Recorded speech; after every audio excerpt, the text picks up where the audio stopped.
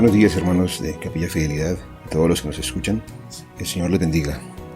Hoy vamos a estar dando un vistazo al capítulo 23 de Génesis. Es un capítulo muy especial. Nos habla de la muerte y sepultura de Sara, la esposa de Abraham. Vamos a orar para comenzar. Señor, te damos gracias por tu amor, por tu misericordia, porque tú tienes el control de todas las cosas, Señor. Te damos gracias porque nada nos puede apartar de tu amor y por el interés y la voluntad tuya, Señor, de salvar a la humanidad.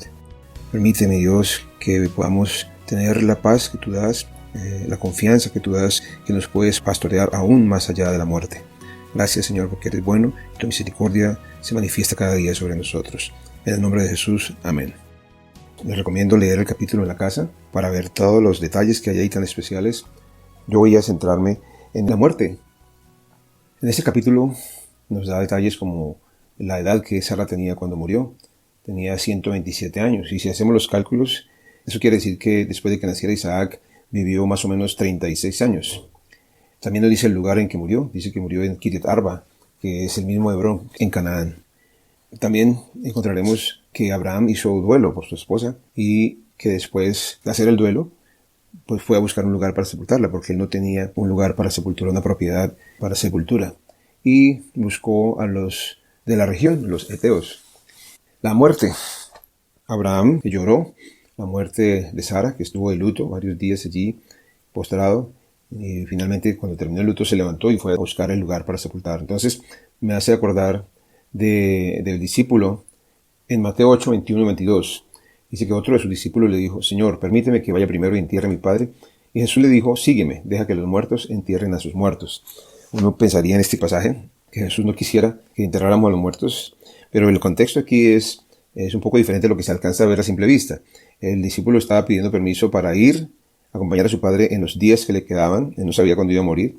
Era como una prórroga: Señor, te sigo, pero espérame que mi papá muera y lo entierre, entonces ya te voy a seguir. No es que Jesús esté siendo insensible con este discípulo, sino que le está hablando de la prioridad, de la inmediatez, de la obediencia al llamado de Jesús.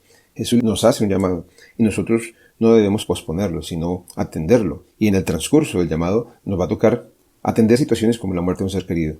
Y podemos hacer un alto, atenderlo y continuar. No es algo sabio posponer el llamado que Dios nos hace. ¿Qué es lo que causó que la muerte estuviera en la humanidad? Pues en Génesis 2, 16 al 18, le mandó Jehová Dios al hombre diciendo: de todo árbol del huerto podrás comer, mas del árbol de la ciencia del bien y del mal no comerás, porque el día que de él comieres, ciertamente morirás. Dios le advirtió a Abraham sobre la consecuencia de desobedecer. No era que el árbol fuera venenoso ni nada de eso. Y uno diría: bueno, pero ¿a qué Dios creó un árbol en medio del Edén si podía haberles evitado esta tentación? Pero Dios nos creó a su imagen y semejanza con la capacidad de decidir. Y Él quiere que le sigamos por voluntad, no porque no hay más opciones.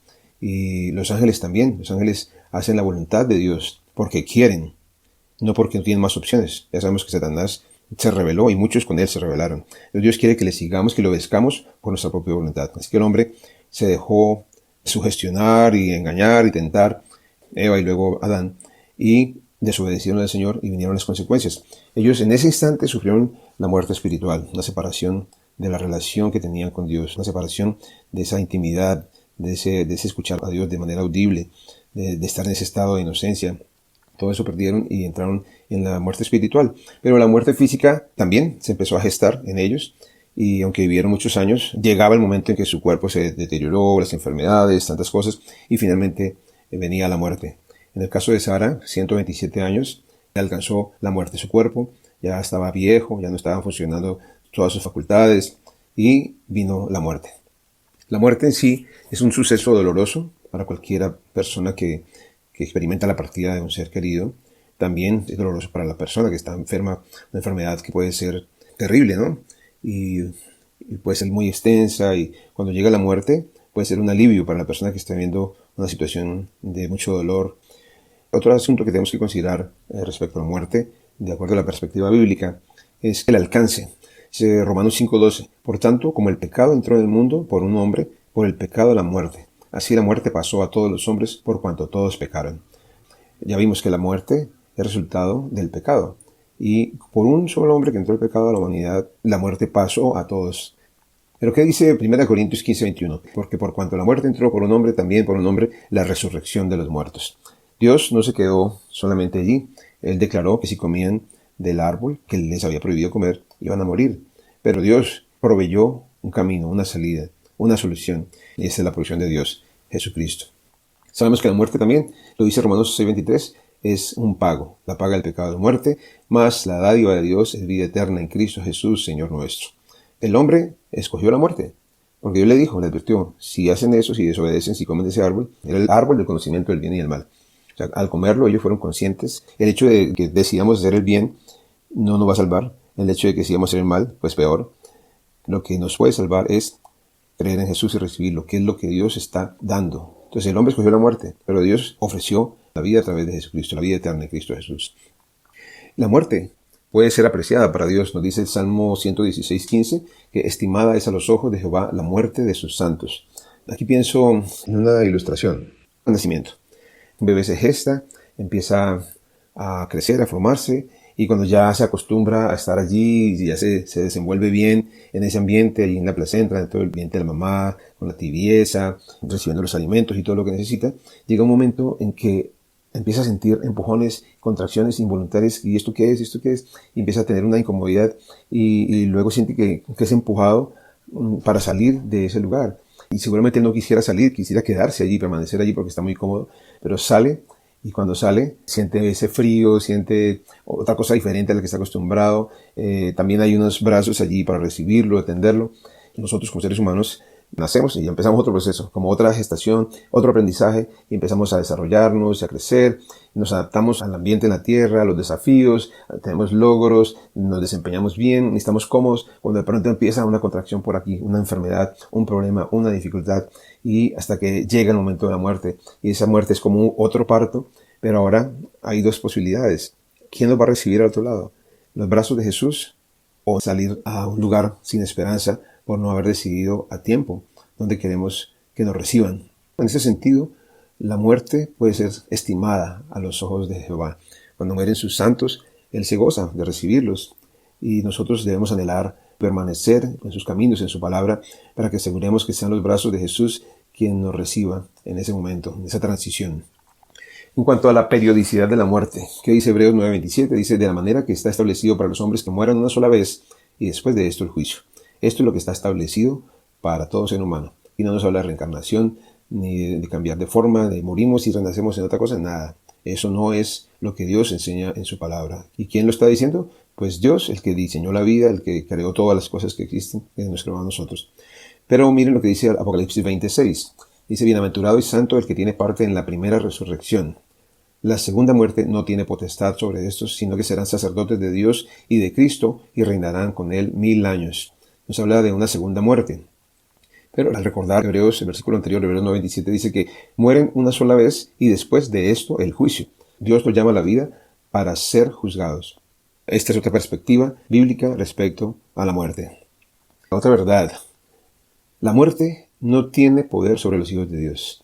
¿Y dónde encontramos eso? En Romanos 8:38. Por lo cual estoy seguro de que ni la muerte, ni la vida, ni ángeles, ni principados, ni potestades, ni lo presente, ni lo porvenir, ni lo alto, ni lo profundo, ni ninguna otra cosa creada, nos podrá separar del amor de Dios que es en Cristo Jesús, Señor nuestro. Ni la muerte, ni la vida, mis hermanos, nos podrá separar de ese amor tan grande que el Señor nos tiene. Algo muy importante que no podemos pasar por alto es que Jesús tomó nuestro lugar para experimentar la muerte y completar su obra. Hebreos 2, 14 y 15, voy a leerlo en la Nueva Traducción Viviente, dice, debido a que los hijos de Dios son seres humanos, hechos de carne y sangre, el Hijo también se hizo carne y sangre, pues sólo como ser humano podía morir, y sólo mediante la muerte podía quebrantar el poder del diablo, quien tenía el poder sobre la muerte. Únicamente de esa manera el Hijo podía liberar a todos los que vivían esclavizados por temor a la muerte. Así que uno de los privilegios que tenemos, de las muestras del amor, la bondad de Dios, de Jesús, al entregarse como el Cordero de Dios que quita nuestro pecado y nos salva, es que Él se hizo como nosotros para experimentar la muerte y vencerla y darnos a nosotros la victoria también que Él alcanzó. La muerte del creyente es un dormir. Jesús lo dijo en Juan 11, cuando le avisaron que Lázaro estaba enfermo, pero cuando ya había fallecido dijo, vamos, que nuestro hermano Lázaro duerme, y se refería a la muerte. Pero también miremos lo que dice Daniel 12:2. Muchos de los que duermen en el polvo de la tierra serán despertados, unos para vida eterna y otros para vergüenza y confusión perpetua. En 1 Tesalonicenses 4:13 dice así: tampoco queremos, hermanos, que ignoréis acerca de los que duermen, para que no os entristezcáis como los otros que no tienen esperanza. Otra verdad bíblica respecto a la muerte es que, ya sea vivos o muertos, le pertenecemos al Señor. Dice Romanos 14:8: pues si vivimos, para el Señor vivimos, y si morimos, para el Señor morimos. Así pues, sea que vivamos o que muramos, del Señor somos. Y pensemos en las cosas, la persecución que le tocó vivir a la iglesia del primer siglo y que sigue experimentando la iglesia en esta misma época, en muchos lugares donde hay tanta persecución tan terrible. Hay gente que no teme dar su vida por el Señor porque saben que vivos son del Señor y muertos también le pertenecen al Señor. Esa es una verdad respecto a la muerte de un creyente. Seguimos siendo del Señor. La muerte ni el sepulcro no nos pueden retener. 1 Tesalonicenses 4:16 al 17 dice: porque el Señor mismo, con voz de mando, con voz de arcángel y con trompeta de Dios, descenderá del cielo, y los muertos en Cristo resucitarán primero. Luego, nosotros, los que vivimos, los que hayamos quedado, seremos arrebatados juntamente con ellos en las nubes para recibir al Señor en el aire, y así estaremos siempre con el Señor. Hay algunas personas que dicen: bueno, y si esa persona se murió en un incendio o lo cremaron y sus cenizas las esparcieron en el mar, ¿cómo será eso? Eso no es un problema para Dios. Cuando Él venga y suene su trompeta, los muertos en Cristo van a resucitar primero. No importa cómo hayan muerto, ahogados, quemados, cercenados, muerte natural, una muerte accidental, así hayan donado sus órganos, lo que sea, los muertos en Cristo van a resucitar. ¿Qué quiere Dios con respecto, hablando de la muerte? Ezequiel 18:32 dice: no quiero la muerte del que muere, dice Jehová el Señor. Convertíos pues y viviréis. Esto es lo que Dios quiere. Recordemos que el hombre está en condenación porque el hombre decidió desobedecer y vivir las consecuencias de su desobediencia. Pero ¿qué es lo que Dios quiere? Dios no quería que Adán y Eva pecaran. Dios quería que voluntariamente le obedecieran y tuvieran vida y no condenación. Entonces Dios quiere que nos convirtamos, que nos arrepintamos y vivamos.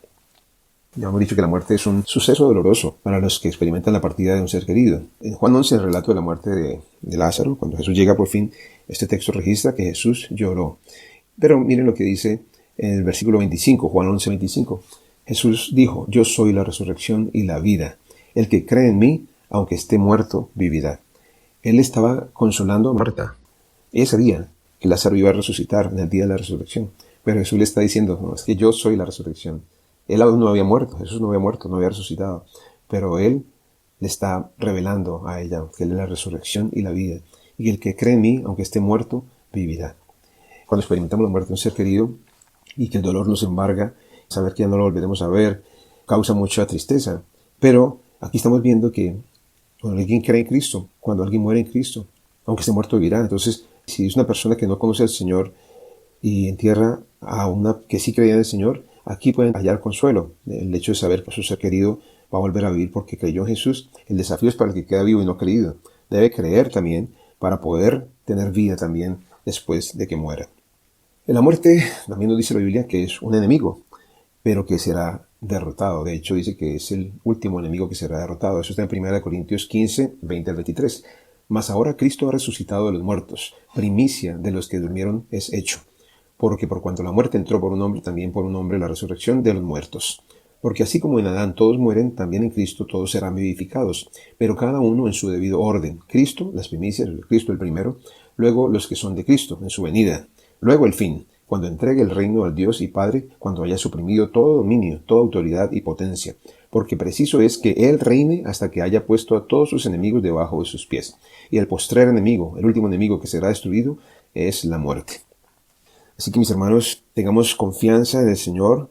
Los que me escuchan, si alguno de ustedes ha perdido a alguien o tiene a alguien enfermo, que usted sabe que es cuestión de días, tome confianza en el Señor, asegúrese de que su ser querido, si no conoce al Señor, lo reciba en su corazón para que disfrute todas estas bendiciones que Dios ofrece, Dios da a los que creen en Él. También, si el que me escucha tiene dudas o no cree, no ha entregado su vida a Jesús, es un momento oportuno y tiene alguien enfermo en su casa, usted mismo está enfermo y está esperando la muerte, tal vez anhelándola para dejar de sentir tanto dolor. Ponga su confianza en el Señor, entregue su vida en manos de Dios. Es el mejor lugar, las mejores manos donde podemos colocarla, porque Él es el único que nos puede pastorear aún más allá de la muerte, porque queremos que sean sus manos las que nos reciban, cuando suceda esta transición, este paso. Señor, muchas gracias por tu palabra, por querer darnos vida, por ofrecernos a Jesús para librarnos del poder de la muerte, Señor. Gracias porque, aunque muramos, sabemos que nada nos puede apartar de ti, Señor.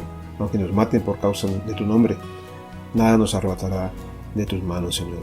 Te pido por los que están en esta situación de la pérdida de un ser querido, que traigas consuelo y fortaleza a sus corazones, a sus mentes, la claridad y el valor para seguirte a ti. También por los que están viviendo situaciones de enfermedad tan terribles, que seas tu Señor consolando, trayendo tu paz, hablando, dando sueños y visiones, mostrándole lo que les espera cuando partan de este mundo, Señor, porque eso trae consuelo al corazón. Y por encima de cualquier dolor tan grande que podamos experimentar por una enfermedad, sabemos que tú, Señor, estás allí, estás con nosotros, no nos abandonas, que es una transición que va a terminar y que va a empezar un momento nuevo, un momento especial en tu presencia. Gracias porque has vencido la muerte y nos has dado la victoria a nosotros también, a los que creemos en ti. Te bendecimos en el nombre de Jesús. Amén. Mis hermanos, que el Señor los bendiga, que tengan un buen día.